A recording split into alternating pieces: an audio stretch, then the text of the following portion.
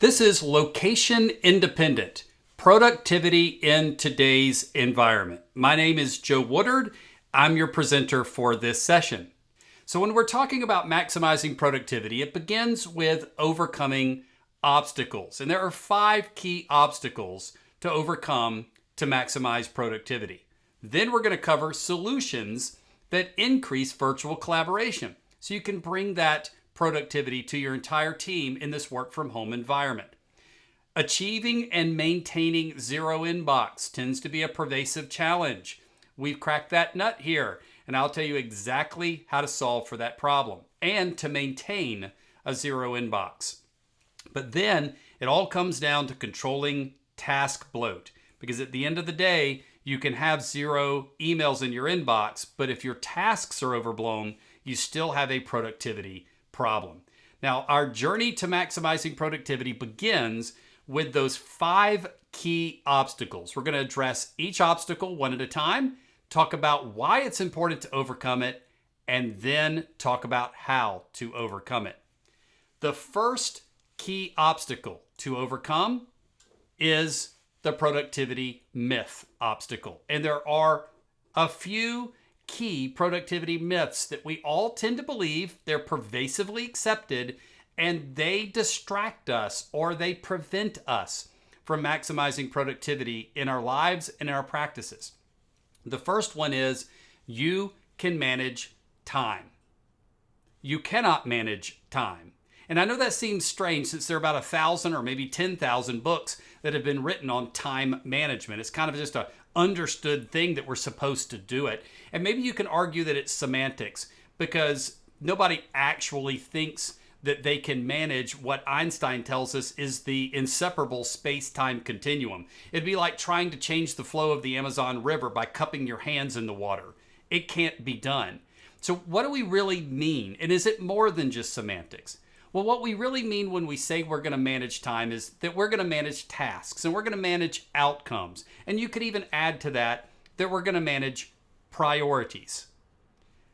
But it is more than just wording. Once you change the words you're saying, you begin to change the outcomes that come from that. You begin to measure what matters. For example, have you ever said, "I'm sorry, I didn't get to that. I ran out of time"? What do you really mean? "I'm sorry, I didn't get to that. I didn't prioritize it.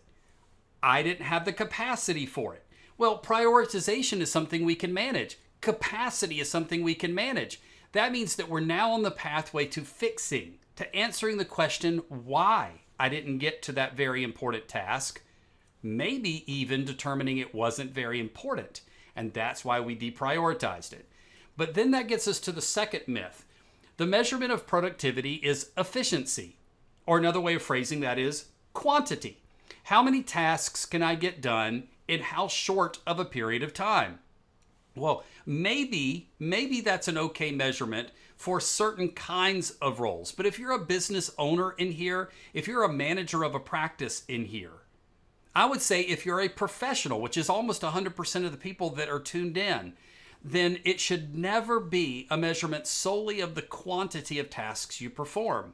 What if you came home and expressed delight to your significant other that you had gotten 50 tasks done today, or 100 tasks in a single day? And what if they turned to you and asked the most important question? Were they the tasks that you should have been doing? Was there even a single task that maybe in its value outweighed all 50 or 100 tasks by itself?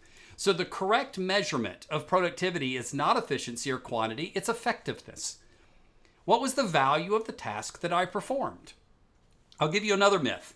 You can multitask, but you can't multitask. It's proven by psychologists and psychiatrists that the mind can only focus on a single thing at one time. You can only think one thought at a time. But we get so good at task oscillation or task alternation that we begin to deceive ourselves and others into believing that we can actually do 2 things at the same time.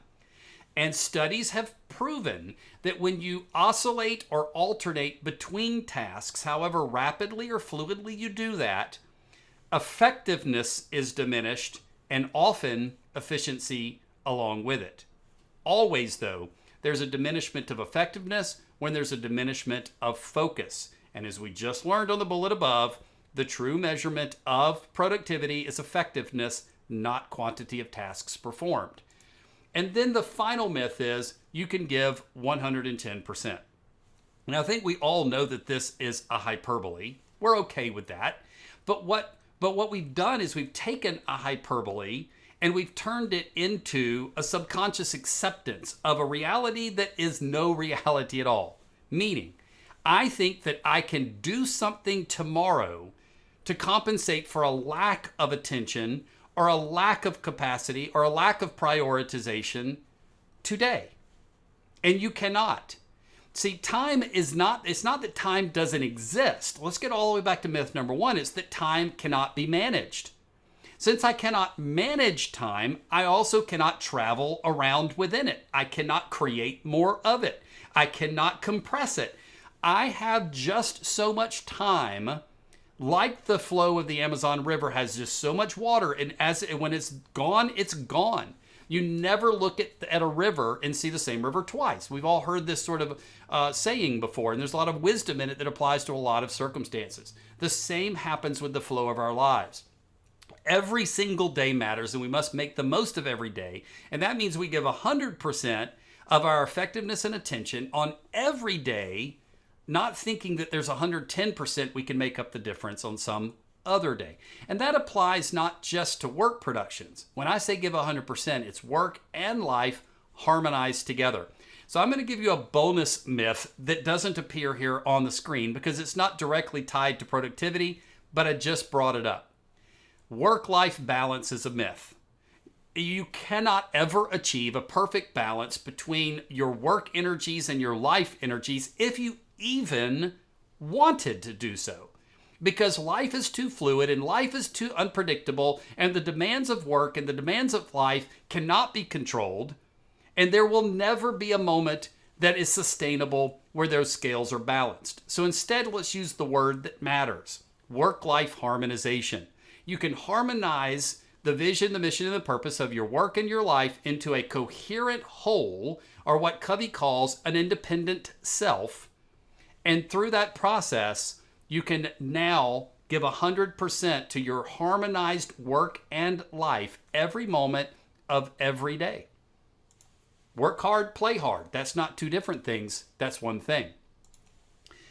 Thomas Huxley said, learn what is true in order to do what is right. We must dispel all of the myths in order to embrace the truth or the reality of our lives.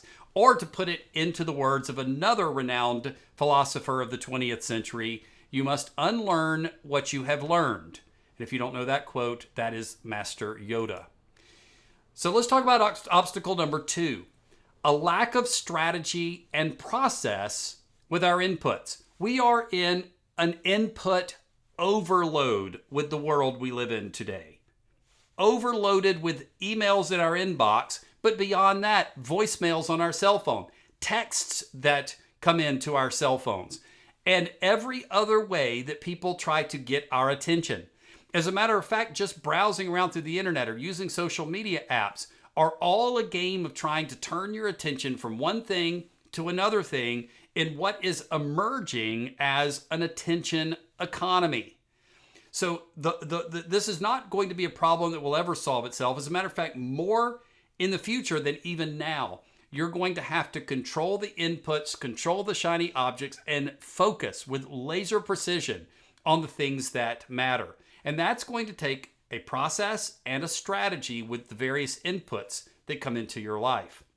So when something comes into your inbox, and we're going to refer to the email inbox as our example here, it's the most common input repository. So an immediate attention means I just do it. I see it hit my inbox. I've got a minute where I'm not task alternating. I'm just going to do it. Or maybe I'm just going to leave it in there for an hour and then do it, which is perfectly legitimate management of your inbox. Or you might say that the next is I'm going to file it. How many things are sitting in your inbox because you think you might want to refer to them one day? So you just leave them in there. And now your inbox bloat's got to be 10,000 or 15. I've seen some people with 30 or 40,000 emails in their inbox because they say, I just searched the inbox. I might want to read that one day. Well, the inbox is not designed to be a file cabinet or a catalog system, no more than its namesake. When we used to have an actual box sitting on the corner of our desk that people would put things into. The whole idea was to get them out of there, right? It was a bridge kind of a solution. This is the way the inbox should operate today. So, and I'm going to tell you exactly how to manage all of these decisions in just a minute. The point is you make these decisions with the inputs. You do it, you file it, if it's just a matter of future reference, or you delegate it. You assign it to others. Or maybe there's the schedule with intentionality. So don't just defer it like procrastination. Schedule it with intentionality to be performed at a specific time, and then make sure that when that time comes, with intentionality, you prioritize, reprioritize, and do it when the time is appropriate. Much more on that coming up. Now, there are several places that you can place these inputs, other containers besides your inbox. One of these containers that I use all day long, every day, is called the white space. That's just my name for it. You can call it whatever you want, but it's a blank sheet. It starts out blank every day. It is not a piece of paper. I do not believe in paper, not just for environmental reasons, but for task management reasons. It's not a very effective way of managing any kind of inputs. So I use Microsoft OneNote. You could use Evernote. And when I know that I need to store something in a temporary repository, I will place it into my white space. But white space can take other forms too. I'm driving down the road, I'm listening to a podcast, something's on the podcast that gets into my mind. Siri or OK Google can be a white space because I just tell them what I want to remember or the thought that came to my mind as I was reading that. And then I transfer all of those notes that they take through to my white space. In my case, I just tell them to send an email to myself, and that's what they do.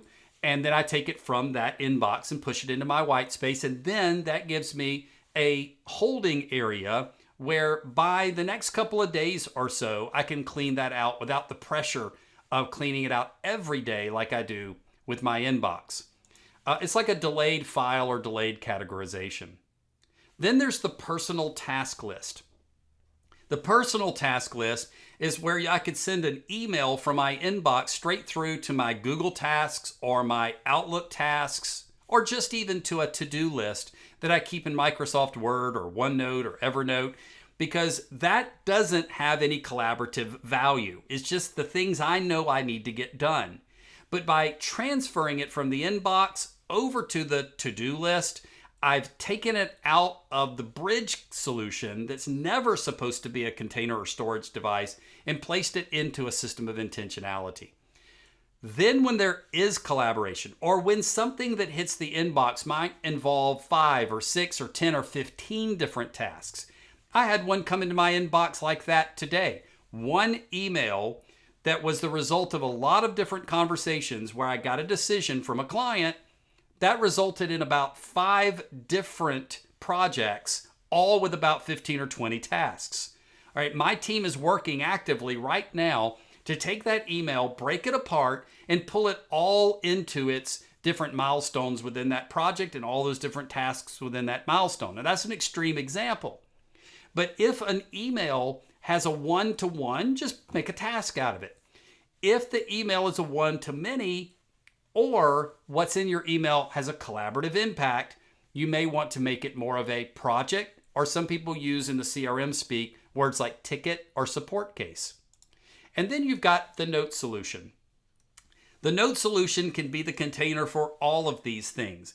And this is the biggest mistake a lot of people make when it comes to corralling the inputs. They think, I can't corral the inputs until I have a comprehensive practice-wide management system. And they go out shopping in the open market for one of these practice management systems. And I'm not saying don't get them, they're great. I'm saying start with a note solution, a simple shared note solution. Then you can get your processes and you can get your logic down. And you can find out how your team best operates around these collaborative inputs. You can get them out of your inbox. You can control them and you can be intentional about them. then you can go shopping for something that does it in a more formal and structured way. David Allen, who mastered the 4Ds, 3 of which I just covered, do it, delegate it, and defer it, said, in order to trust the rapid and intuitive judgment calls that you make about actions from moment to moment, you must consistently retrench at some elevated level. Well, the inbox is about moment to moment. The entrench at a higher level are all the places that you get them out of the inbox and you categorize them into those various containers that I just went through. Notes, tasks, and projects. And then that's not a fixed thing. You constantly reprioritize. We'll talk about that more in just a minute. Obstacle number 3 is the obstacle of negative thinking. And negative thinking takes on 3 different time-based horizons: future-focused, present-focused, or past-focused. If I am future-focused in my negative thinking, I am plagued with fear, uncertainty, and doubt, worry, and dread. I have some sayings about worry and dread. Worry is the interest paid on borrowed trouble. And the dread of a thing is always worse than the thing itself. So if those are helpful for you, then use them. I use them almost every day in my life, anytime I'm worried about something or anytime that I dread something. But anytime that you are living in the future, you cease to be living in the present. And I don't know if you checked lately, but reality, the intersection of reality in your life, is not in the future, and it is not in the past, it is in the present. But if you think you're safe in the middle square, fretting, anxiety, strife, and self-consciousness, oh, you're not safe. Because the intersection of reality in your life is not just the present. It is the present in which you currently inhabit. So it must be your current present. And all of those things pull you into some alternate present. Fretting is energy exerted over situations where we have no control. Anxiety is a similar kind of definition. Strife is mental energy exerted over the normal and ordinary frictions and unavoidable frictions of life. And self-consciousness is energy exerted when I'm focused on myself rather than the effectiveness that I need to be generating as a self.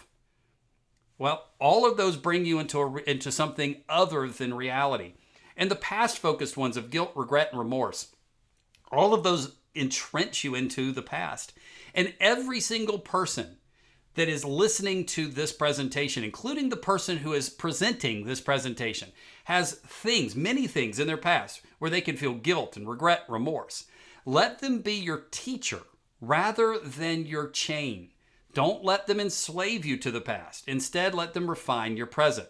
Now, there are inoculators for each of these, but I am fully convinced, before I cover the inoculators, I am fully convinced that the psychological barriers to productivity are the leading barriers to productivity. Of everything that I'm going to talk about in this session, if you don't overcome the future-focused, present-focused, and past-focused psychological barriers, whatever your methodology is, whatever your intentionality is, whatever your prioritization is, you will never achieve your full potential. So the inoculator for the future-focused negative thinking is planning. You cannot change the future. You cannot live in the future, but what you can do is through planning, you can alter the future that will inevitably come. Well, what about the present? The inoculator there is acceptance.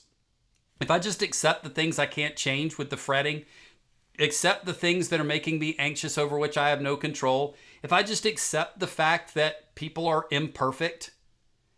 So I've got another saying for you that we are messy people living with messy people, trying hopefully to make the world a little bit less messy. And if we just accept that that's the reality, it's not a defeatist or pessimistic viewpoint. It's just an acceptance that human beings are messy by nature, and you're not excluded. I'm not excluded. Let's just accept that, and then maybe we can have the right kind of expectations when people are imperfect around us. It won't have power over us.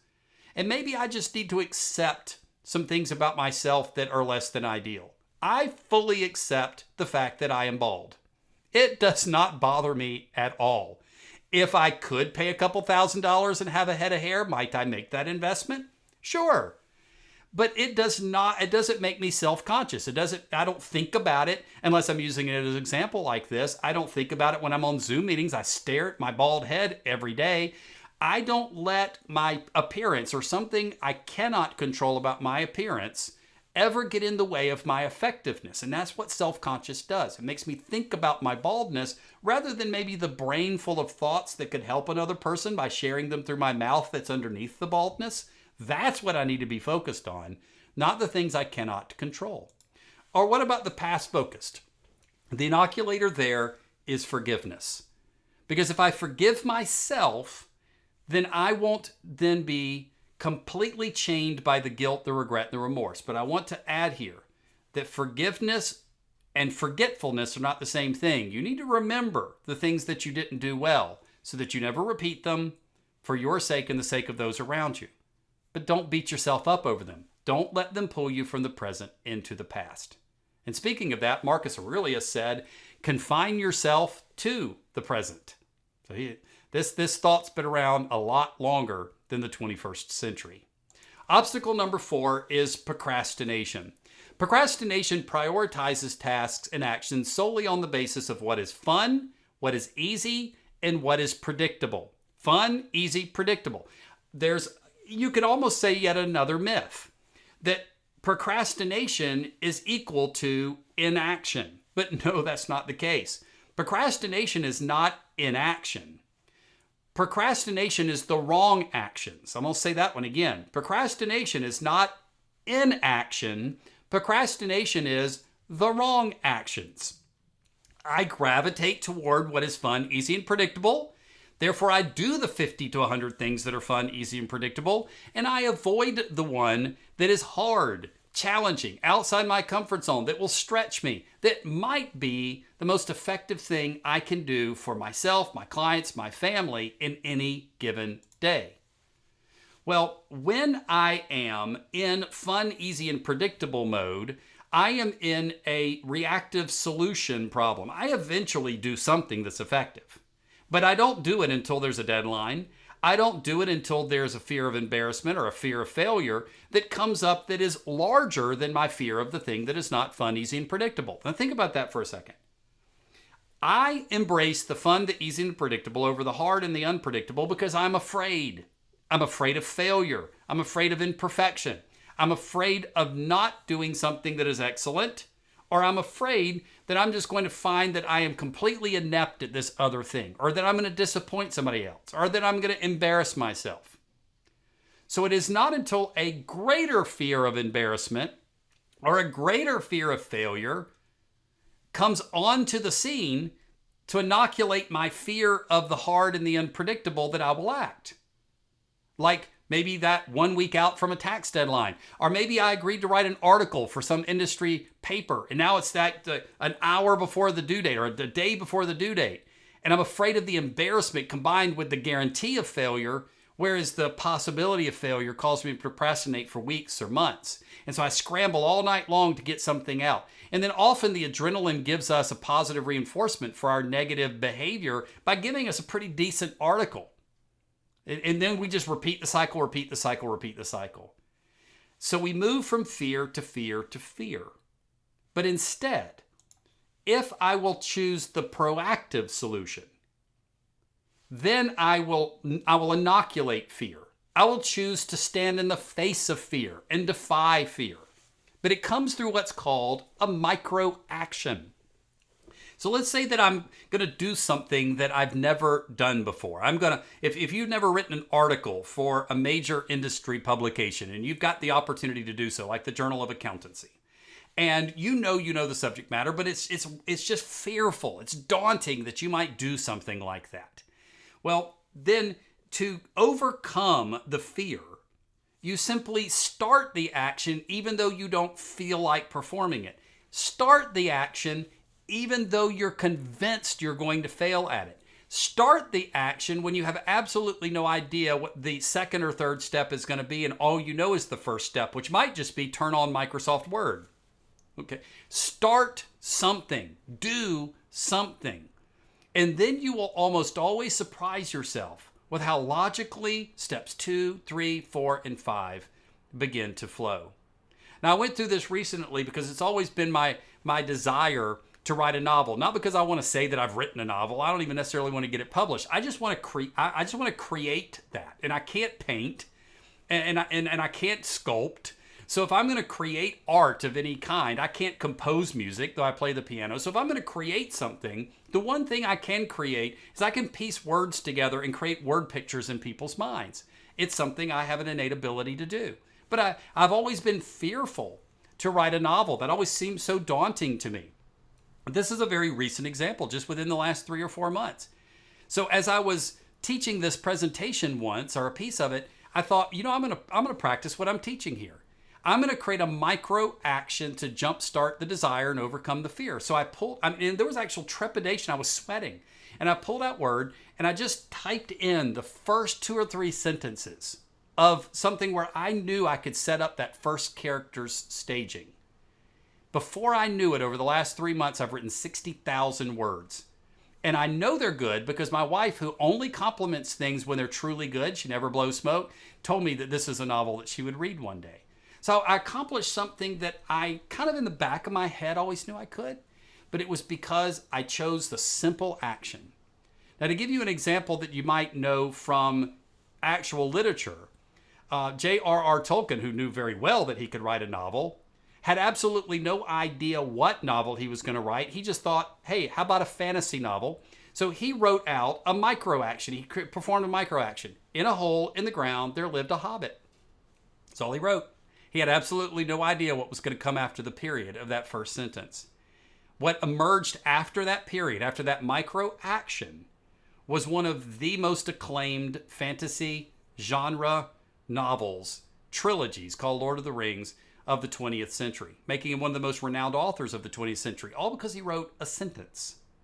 So Dr. Alex Mercer says the desire to perform a task usually comes after you start performing that task. Now, obstacle number 5, data prisons. Anytime that there is information that lives only in a container and it is not ubiquitous and available to me anywhere that I am, especially to my team anywhere they are, then that is an obstacle to productivity. Because knowledge is power, but information is productivity. If I don't have what I need to know in order to do the information I need in order to do a task, I simply cannot perform the task. So what do?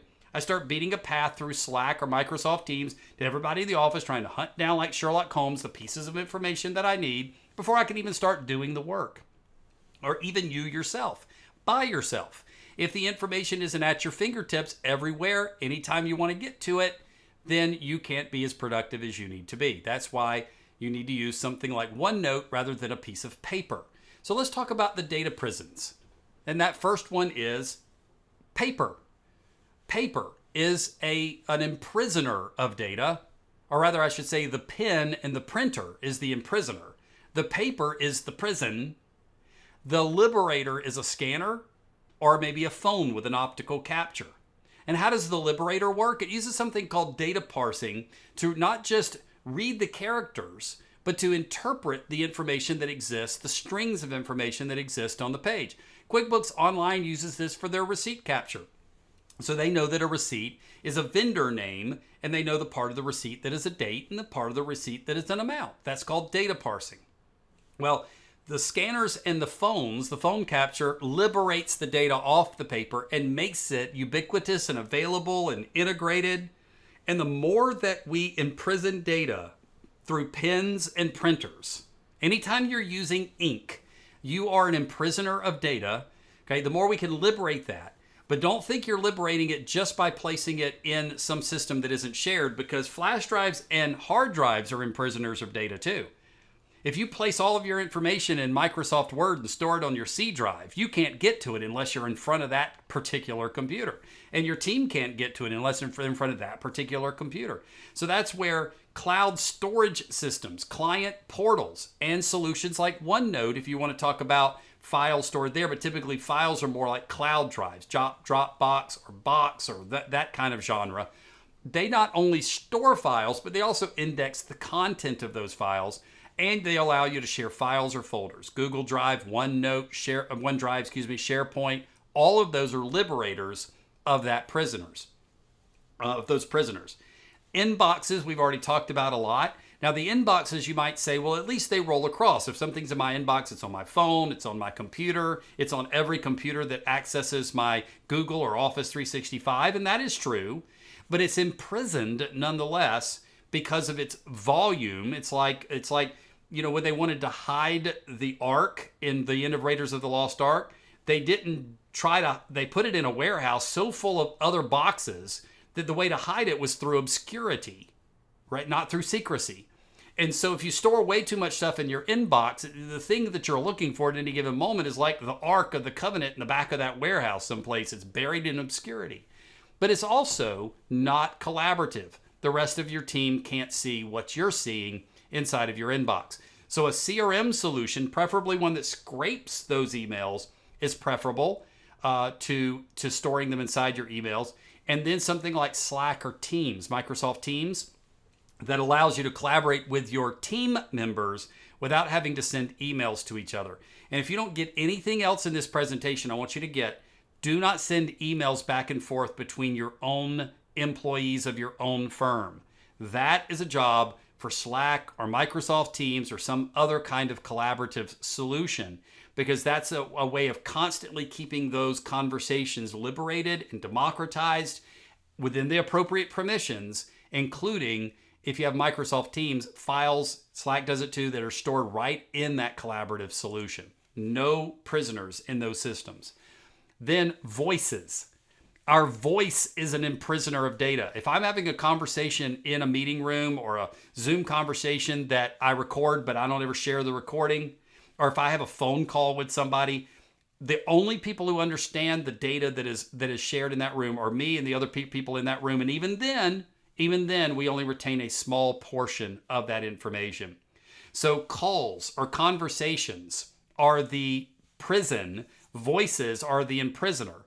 And the liberator is telephony software. So you'd be using soft phones, not hard phones, and then integrate those soft phones with solutions that transcribe and then push those through to the appropriate CRM channels. And we're going to talk about that more in just a minute. And then people. People are a data prison. Their brains are the actual prison. People imprison the data or the information in their brains. And then when their brains leave, either permanently or temporarily, that precious data walks out the door with them. So what you want instead to liberate it are shared notes through Evernote or OneNote, the CRM solution where you're documenting those phone calls, you're scraping those emails, putting in notes, and standardized processes. So the way that Jane or Tom or Dick or Harry do it, if whichever one of those is best, or maybe all four of them together create the best possible process, standardize what's in the brains of each of those people into that process. And now it becomes firm capital and it is liberated. So now that we've dealt with the 5 key obstacles, we can refer back to them as we address solutions that increase virtual collaboration.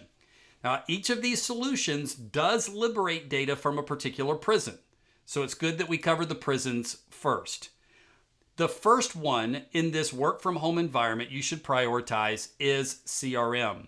And a lot of accountants say, I don't need CRM because I don't really sell a lot of stuff. And I want you to know that it's not an SRM.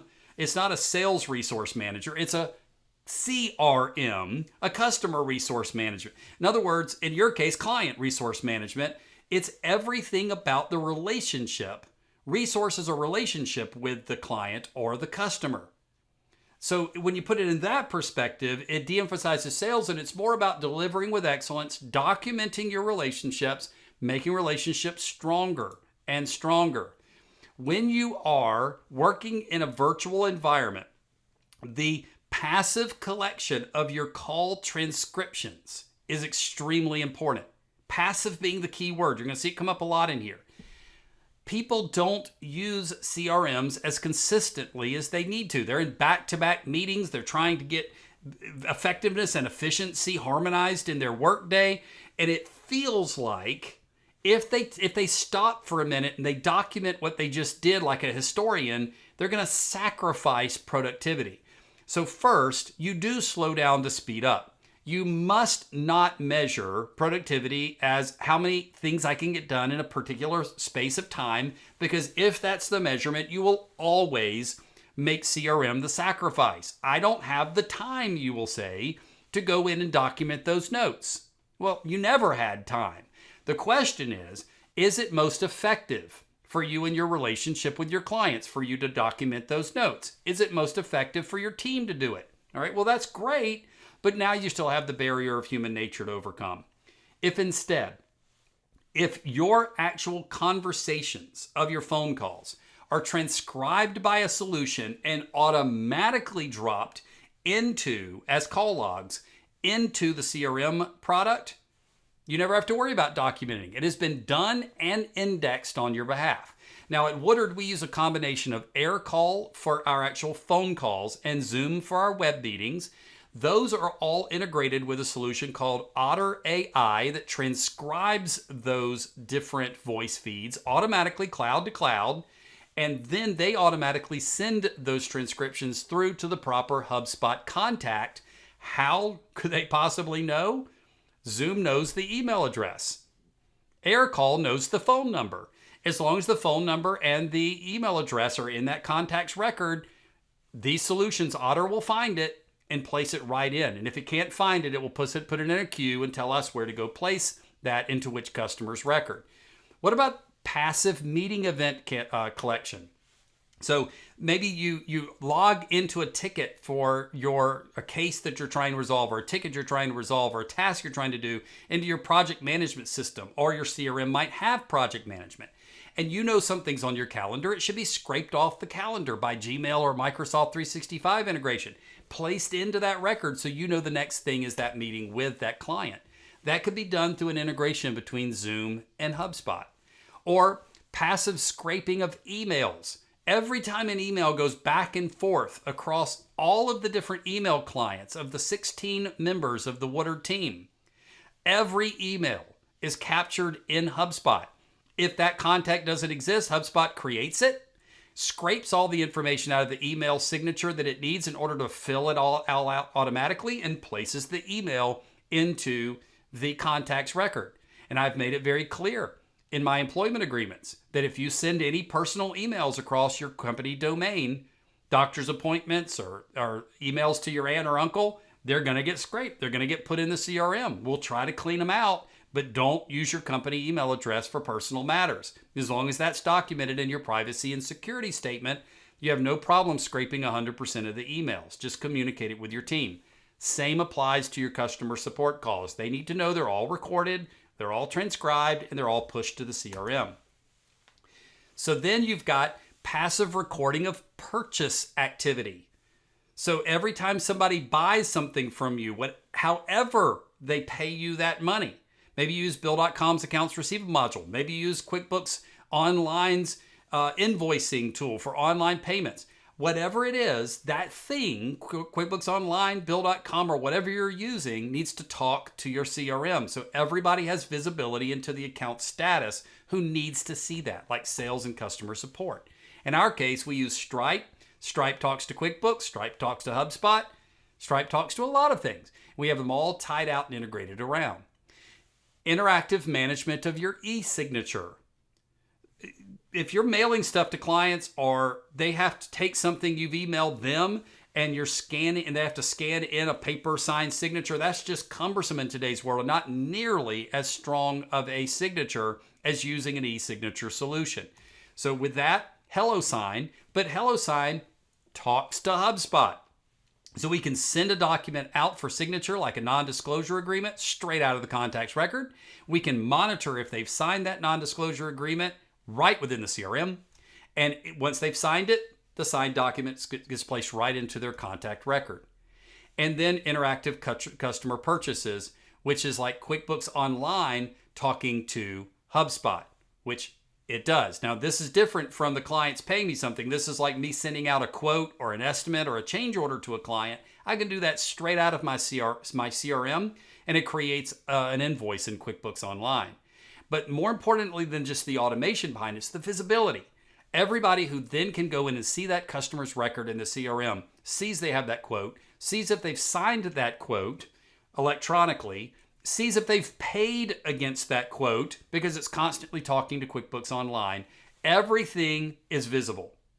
Everything is visible and transparent within the company because information is the predecessor to productivity. And finally, I want to say collaborative projects and tasks. So teamwork is what we use for our more complex projects here. That talks to HubSpot and everything just gets wrapped up in a bow. You're seeing how all roads lead to CRM because CRM is where the ultimate collaboration takes place. So for QuickBooks integrated CRM solutions, I have some Woodard recommendations for you. I suggest exploring HubSpot, Carbon, Method CRM, and Insightly. They all talk to QuickBooks Online. They're all great products to consider. And when you have a CRM, you have liberated data from email, calls, and brains, 3 key prisons. Let's talk about more data liberation. Solutions that increase virtual collaboration also include parsing solutions, those solutions that extract the information off the page and interpret it. Well, bookkeeping automation is an example of that. Some examples of bookkeeping automation are Receipt Bank, Auto Entry, and Vic AI.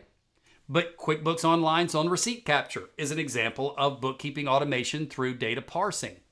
Expense applications extract information off of a receipt, off of a piece of paper, liberate that data, like Receipt Bank, Expensify, Tally, and Certify. Payables automation extracts the information off the vendor bill that is sent as an email attachment or scanned in because they're still mailing it, and that's bill.com to Pulte or Mineral Tree. All of the solutions on the right talk to QuickBooks Online. Indexing of scanned documents. So just scan it in and place it into some kind of a storage container. At least it's been liberated and you can search on it. You can search on the information that's scanned from a piece of paper. It's through optical character recognition combined with parsing. OneDrive, SharePoint, eFile Cabinet, and a wide range of others will do that. Then there are note solutions that parse data, like OneNote and Evernote. But by using these solutions, you have liberated the data from paper and from local files. Mostly from paper, but local files, we need to make sure that's mentioned there because it also is addressed. Then there are collaboration solutions. Team collaboration, like we mentioned Slack and Microsoft Teams.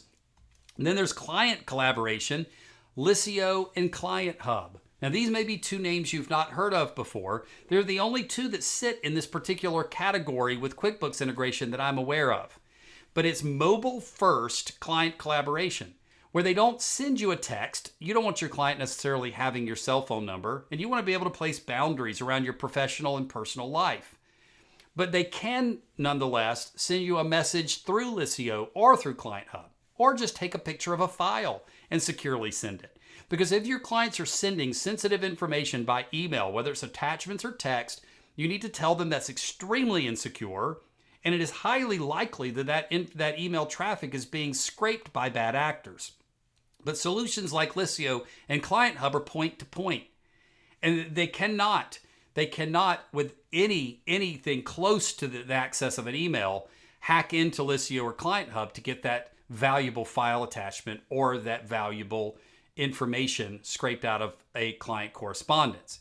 But then there's client portals. That's a category you might be more familiar with. eFile Cabinet, ShareFile, SmartVault are all examples of file portals. You place a link on your website, put it in your email signature. They can send the file straight up to your portal, bypassing email that way.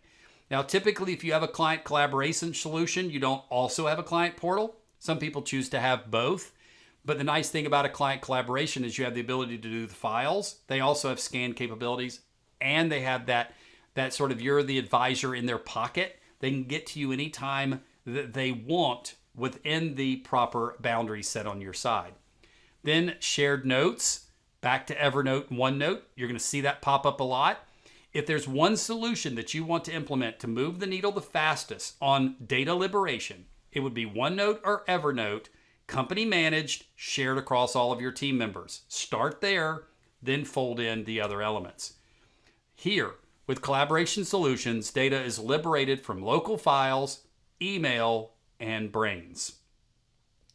Now that we know that the solutions liberate the data so that the team can interact with each other in virtual environments without having to worry about the fact that the documents are stored on this person's hard drive, or they're sitting in a file on this person's desk, or back at the office that I haven't been to since March of 2020. All right, now we've liberated all that data, we've pulled it to the cloud, we've indexed it, we've made it accessible, we've democratized it through standardized process, CRM, and integration. Now what are we going to do about that crazy inbox? Because all that's great, Joe, but I haven't been able to focus on anything else since you mentioned the 10,000 emails, because I'm one of those. And even if you're 1,000 emails, even if you are 10 emails and they went from yesterday to today, you need to pay attention to this segment. I started teaching this presentation with 0 emails in my inbox. I don't stay there forever. Presentation is over.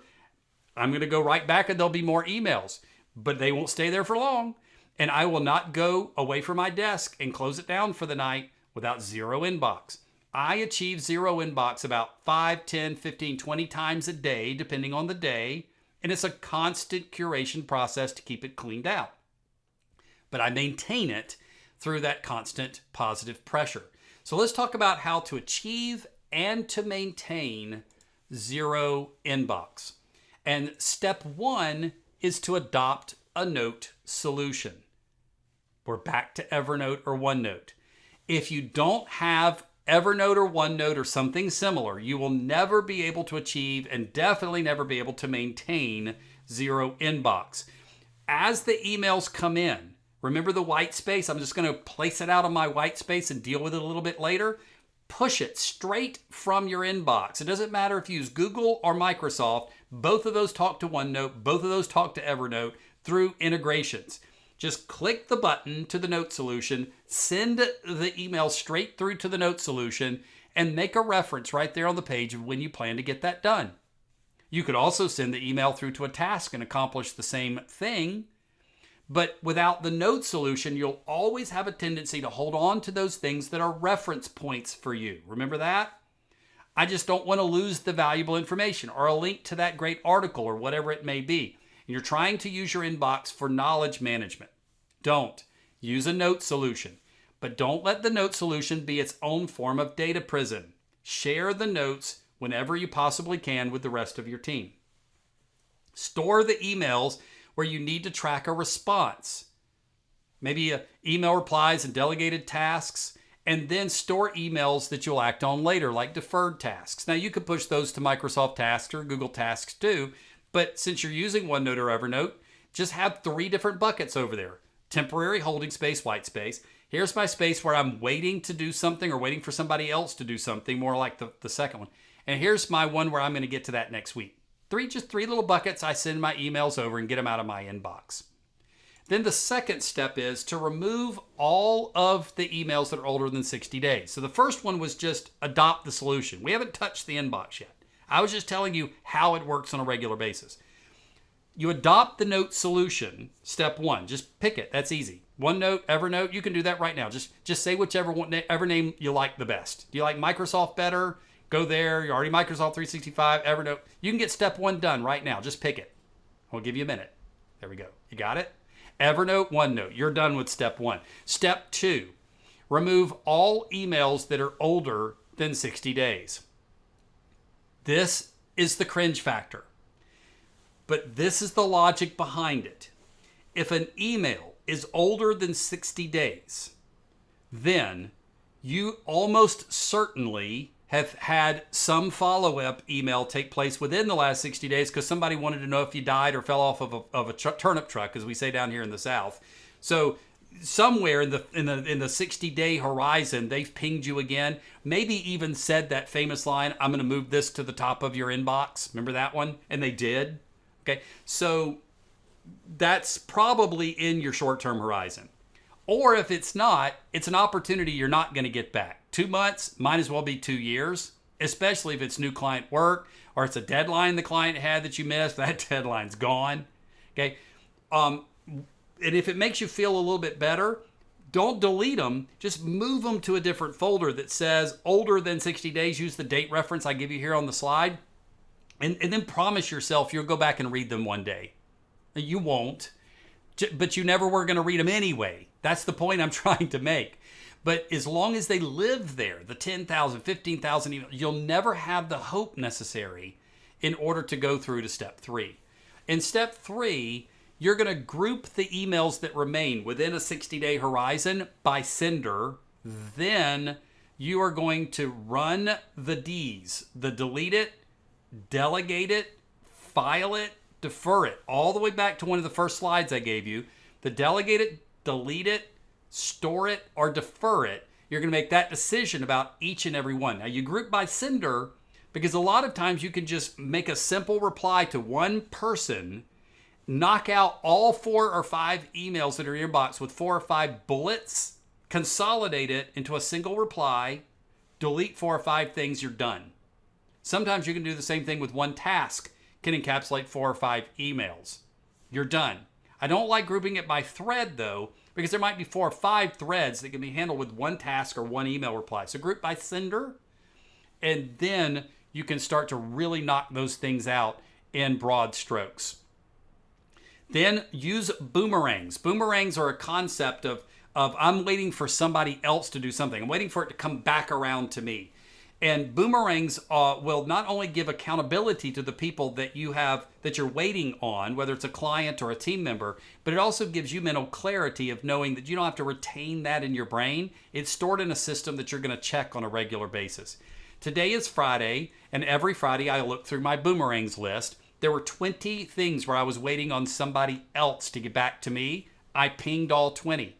5 of them got back to me, thanked me for reminding them. 2 of them led to fresh work. What if I didn't have a boomerang list?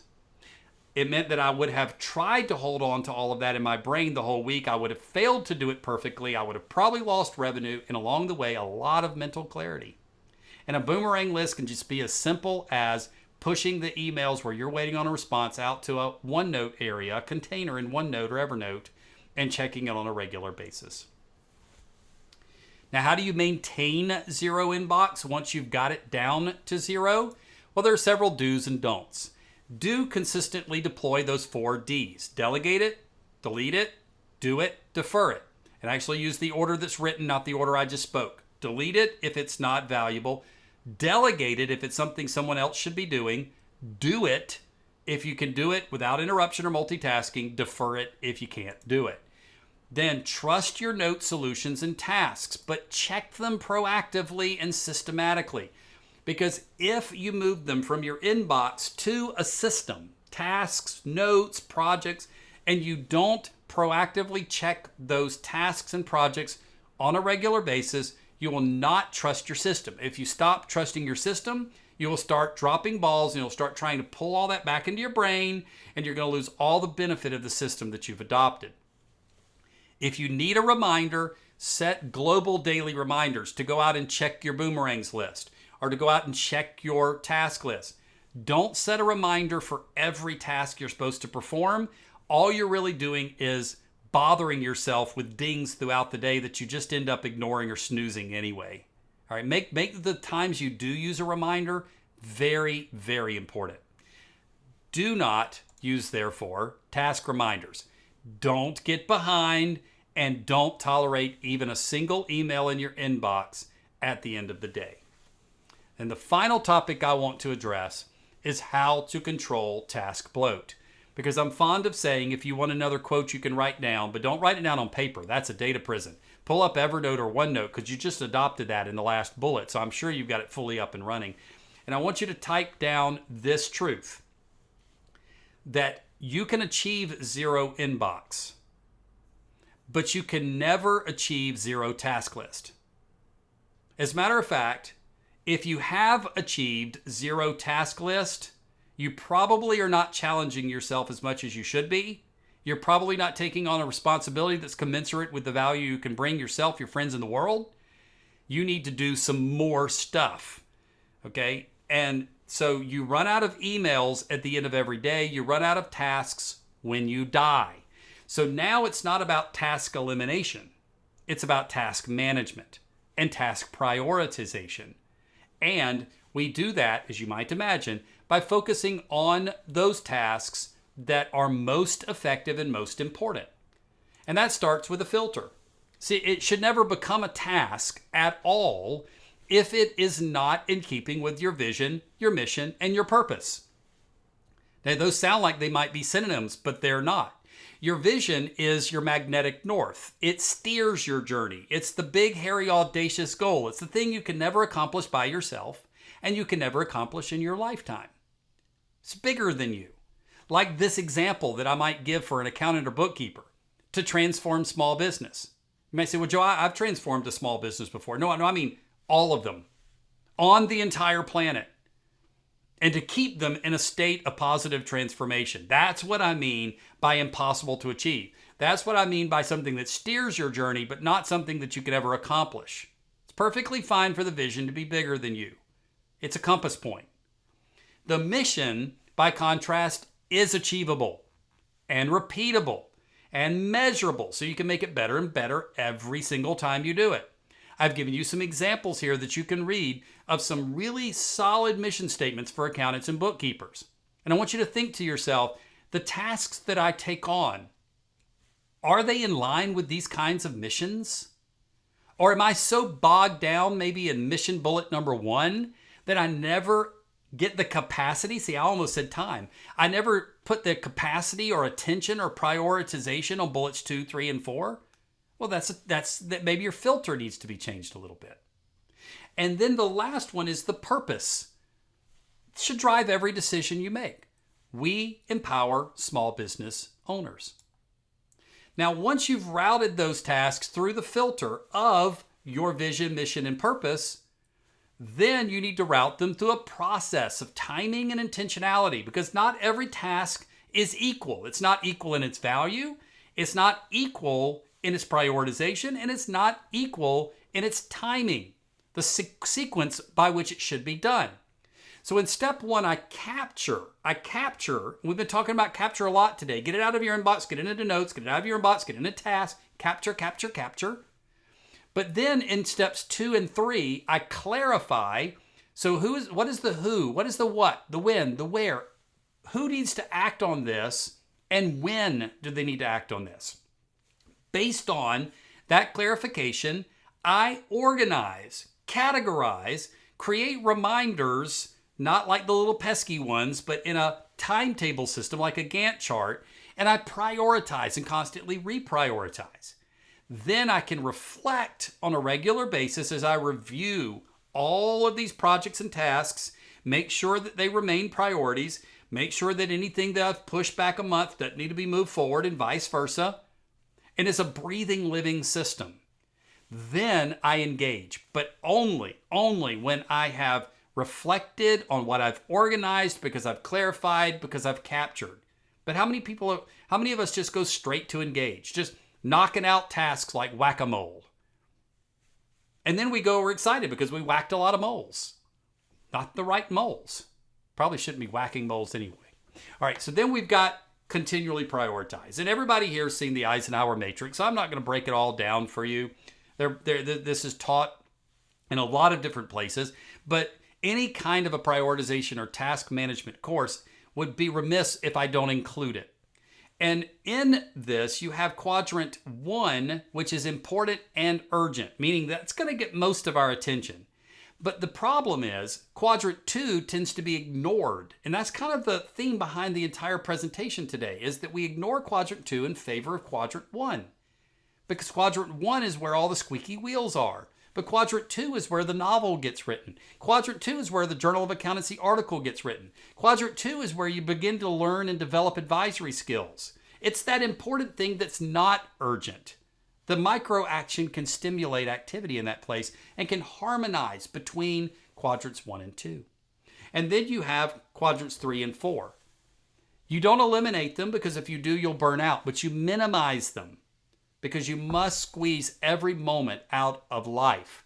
And that includes your work and your life harmonization. So as you constantly prioritize, you need to think about 3 key questions. What is required of me in terms of my personal responsibility? What gives me the greatest return? That's effectiveness and outcome measurements. and what gives me the greatest reward. That's back to that vision, mission, and purpose. Then we apply the 80-20 principle, and we pull from the list of tasks those tasks you plan to perform in a single day. Then you identify the 20% that are going to have the greatest effectiveness. Then you deprioritize the 80% that collectively have 20% of the effectiveness and knock out that 20% that have 80% of the effectiveness at the beginning of the day. And by doing that, and of course you could also delegate the other 80% or defer them or delete them, but by always prioritizing the 20% that generate the 80%, it means that these align and are consistently exercised through what's called the Pareto principle, the 80-20 principle, to harmonize quadrants 1 and 2 of the Eisenhower matrix. You're always going to focus on what is important and prioritize it, and sometimes what's important and not urgent. So in this presentation, we covered 5 key obstacles when maximizing productivity, solutions that increase virtual collaboration, how to achieve and maintain zero inbox, and how to control task bloat. And I've got several key takeaways I just want to revisit in one succinct slide. We manage tasks, not time. We measure what matters, which is effectiveness. We control and categorize our inputs. We take ownership of that. We take management of that. And we continually prioritize and reprioritize based on effectiveness, vision, mission, and purpose. We are liberators of data because information is a predecessor to productivity. And we're virtually collaborative, which has never been more important than in this work from home environment. Well, that wraps my presentation. Thanks for watching. Have a great rest of your day.